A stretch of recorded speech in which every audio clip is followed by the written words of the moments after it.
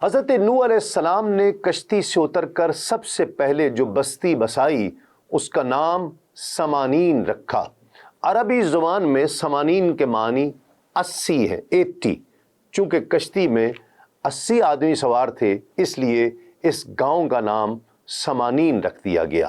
اس کشتی کا ذکر تورات، انجیل اور قرآن مجید تینوں میں آتا ہے۔ بائبل میں اس کشتی کو آرک کہا گیا۔ نوح کا واقعہ تورات، زبور اور انجیل میں بھی ملتا ہے۔ امام احمد رضا خان رحمۃ اللہ علیہ فرماتے ہیں 10ویں محرم کو 6 ماہ کے بعد سفینہ مبارکہ جودی پہاڑ پر ٹھہرا۔ سب لوگ پہاڑ سے اترے اور پہلا شہر جو بسایا اس کا سوق و سمانین نام رکھا گیا۔ یہ بستی جبل نہاوند کے قریب متصل موصل میں واقع ہے۔ اس طوفان میں 2 عمارتیں مثل گنبد و مینارہ باقی رہ گئی تھیں جنہیں کوئی نقصان نہیں پہنچا۔ اس وقت روئے زمین پر سوائے ان کے اور کوئی عمارت نہ تھی۔ چینی اور ترک عیسائی ماہرین نے 2010 میں دعویٰ کیا کہ انہوں نے حضرت نوح علیہ السلام کی تاریخی کشتی جو مشرقی ترکی میں واقع کوہ رارات پر کئی میٹر برف کے نیچے دبی ہوئی ہے اس کو تلاش کر لیا ہے۔ کرسچن سائنس مانیٹر اور نیشنل جیوگرافک چینل نے رپورٹ شائع کی جس میں بتایا گیا کہ گزشتہ 200 برسوں سے 1 درجن سے زیادہ ٹیمیں حضرت نوح علیہ السلام کی کشتی کی تلاش میں تھیں، جس کے بارے میں قرآن مجید میں آتا ہے کہ وہ ایک جودی چوٹی سے ٹکرا کر رک گئی تھی۔ ماہرین کا کہنا ہے کہ اس کشتی کی 3 منزلیں ہیں اور اس میں کئی بڑے بڑے کمرے ہیں۔ ان کمروں میں لکڑی کے ستون ہیں۔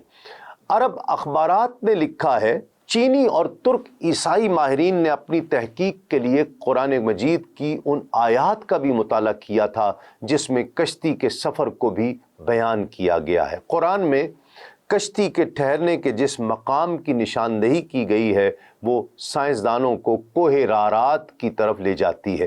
کئی سائنسدانوں نے یہاں کا دورہ کیا۔ کچھ نے پہاڑ پر بنی کشتی کی شکل کی چٹان کو ہی حضرت نوح علیہ السلام کی کشتی قرار دے دیا، لیکن چینی اور ترک ماہرین نے پہاڑ کے اس برفیلے مقام پر تحقیقات کی جہاں درجہ حرارت -60 ڈگری -60 ڈگری ہوتا ہے، اور پہاڑ کے جس حصے پہ کشتی کے باقیات دریافت ہوئے ہیں وہ انتہائی ڈھلان اور خطرناک ہے۔ اس ٹیم نے 60 مختلف مقامات سے حضرت نوح علیہ السلام کی کشتی کا مشاہدہ کیا۔ یہ کشتی کئی جگہوں سے ٹوٹی ہوئی ہے، تاہم مکمل تباہ اس لیے نہیں ہوئی کہ یہ برف کی دبیز تہ میں دبی ہوئی ہے۔ کشتی ٹوٹی ہوئی ہونے کی وجہ سے ماہرین اس کے اندر داخل ہو پائے۔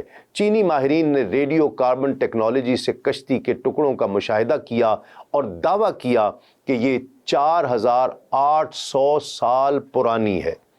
قرآن مجید میں یہ واقعہ کسی داستان یا تاریخ کے طور پر نہیں بلکہ عبرت اور نصیحت کے لیے بیان کیا گیا، اور یہ بتایا گیا کہ جب کوئی قوم اللہ سے سرکشی کرنے لگتی ہے، اللہ کے احکامات کو تسلیم نہیں کرتی، اللہ کی باغی ہو جاتی ہے، اللہ کے رسول کو جھٹلاتی ہے اور اللہ کے رسول کا مذاق اڑاتی ہے، تو اس کا کیا حشر ہوتا ہے۔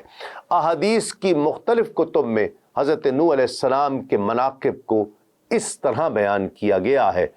حضرت ابو ہریرہ رضی اللہ تعالیٰ عنہ اور حضرت انس رضی اللہ تعالیٰ عنہ سے مروی حدیث پاک ہے کہ تمام لوگ روز قیامت حضرت نوح علیہ السلام کے پاس آئیں گے اور عرض کریں گے، اے نوح، بے شک آپ اہل زمین کی طرف سب سے پہلے رسول ہیں، اور تحقیق اللہ نے آپ کو عبداً شکورا، شکر گزار بندے کا لقب عطا کیا۔